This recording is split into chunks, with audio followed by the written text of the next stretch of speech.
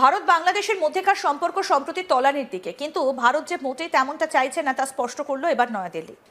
বাংলাদেশের প্রাক্তন প্রধানমন্ত্রী খালেদা জিয়া শেষকৃত্যে হাজির হন ভারতের হয়ে মোদির দূত বিদেশমন্ত্রী এস জয়শঙ্কর। ভারতীয়রা এবং তাদের মিডিয়াগুলো এতদিন বলে আসছিল ভারতের সাহায্য ছাড়া বাংলাদেশ নাকি অচল হয়ে পড়বে। গণ অভ্যুত্থানের পর নতুন বাংলাদেশের সাথে সকল কূটনৈতিক সম্পর্ক ছিন্ন করার হুমকিও আসে ভারত থেকে। ছাত্র জনতার নতুন বাংলাদেশের সাথে কূটনৈতিক সম্পর্ক একরকম ছিন্নই করে ফেলে নরেন্দ্র মোদীর সরকার।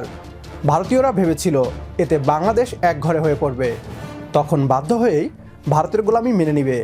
হলো এর উল্টো। এবার ভারতীয় পররাষ্ট্রমন্ত্রী নিজেই এসে স্যারেন্ডার করেছে বাংলাদেশের কাছে। এ নিয়ে কী বলছে পশ্চিমবাংলার মিডিয়া, আসুন তা দেখি।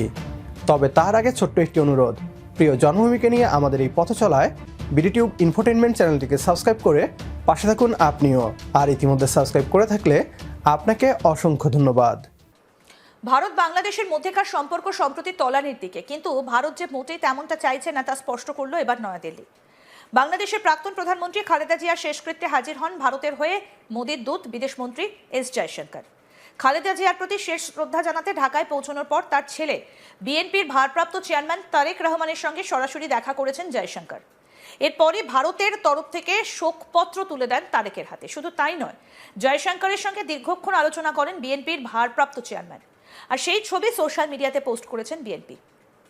তারেক এবং জয়শঙ্করের সঙ্গে হাত মেলানো থেকে শুরু করে আলোচনার ছবি গোটা বিশ্বের সামনে এসেছে এবং তারপর একাধিক প্রশ্ন মাথাচাড়া দিয়ে উঠেছে। যে দেশে এখনো পর্যন্ত কোনো স্থায়ী সরকার নেই, যে দেশে মোহাম্মদ ইউনূস প্রধান উপদেষ্টার আসনে বসে রয়েছেন, সেখানে ইউনূসকে পাত্তা না দিয়ে, তার সঙ্গে কোনো যোগাযোগ না করে ডাইরেক্ট বিএনপির ভারপ্রাপ্ত চেয়ারম্যানের সঙ্গে দেখা করলেন মোদির বিশ্বস্ত দূত জয়শঙ্কর।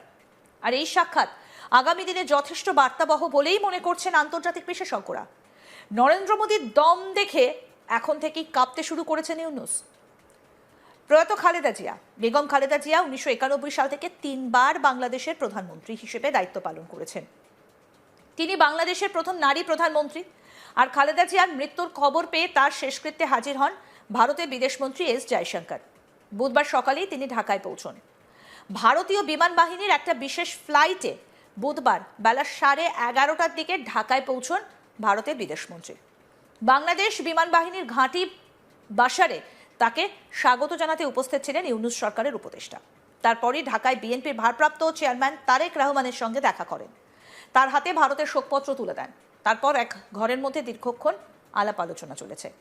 বিএনপি তাদের অফিসিয়াল ফেসবুক পোস্টে লিখেছেন, গণতন্ত্রের মা সাহস এবং সংগ্রামের প্রতীক, স্বাধীনতা ও সার্বভৌমত্ব রক্ষায় অঙ্গীকারবদ্ধ আপসীর নেত্রী দেশনেত্রী বেগম খালেদা জিয়ার ইন্তেকালে গভীর শ্রদ্ধা জানিয়ে শোকবার্তা পাঠিয়েছে প্রতিবেশী রাষ্ট্র ভারত। বুধবার 31 ডিসেম্বর 2025 দুপুরে জাতীয় সংসদ ভবনে বিএনপির ভারপ্রাপ্ত চেয়ারম্যান জনাব তারেক রহমানের হাতে শোকবার্তা হস্তান্তর করেছেন ভারতের বিদেশমন্ত্রী এস জয়শঙ্কর। জুলাই বিপ্লবের পর বাংলাদেশ বদলে গিয়েছে। বদলে যাওয়া নতুন বাংলাদেশকে হারে হারে টের পাচ্ছে ভারত। ছাত্র জনতার নতুন বাংলাদেশ ভারত নির্ভরতা থেকে বের হয়ে স্বাধীন ও স্বনির্ভর জাতিতে পরিণত হয়েছে। বাংলাদেশের তরুণ প্রজন্ম মাথা নত করতে জানে না। এমন অবস্থায় ভারত বুঝে গিয়েছে ছাত্র জনতার বাংলাদেশ কতটা ভয়ঙ্কর হতে পারে। এবার তাই নিজেদের অহংকারকে বিসর্জন দিয়ে বাংলাদেশের কাছে আত্মসমর্পণ করেছে ভারতের নরেন্দ্র মোদী সরকার। জুলাই বিপ্লবের পর ছাত্র জনতার হাত ধরে নতুন বাংলাদেশের এই পরিবর্তনকে সমর্থন করলে কমেন্ট বক্সে ইয়েস লিখে জানিয়ে দিন আমাদের। সেই সাথে ভিডিও শেয়ার করে দেখার সুযোগ করে দিন আপনার বন্ধুদের। পরবর্তী ভিডিও দেখার আমন্ত্রণ জানিয়ে বিদায় নিচ্ছি আজ। আল্লাহ হাফেজ।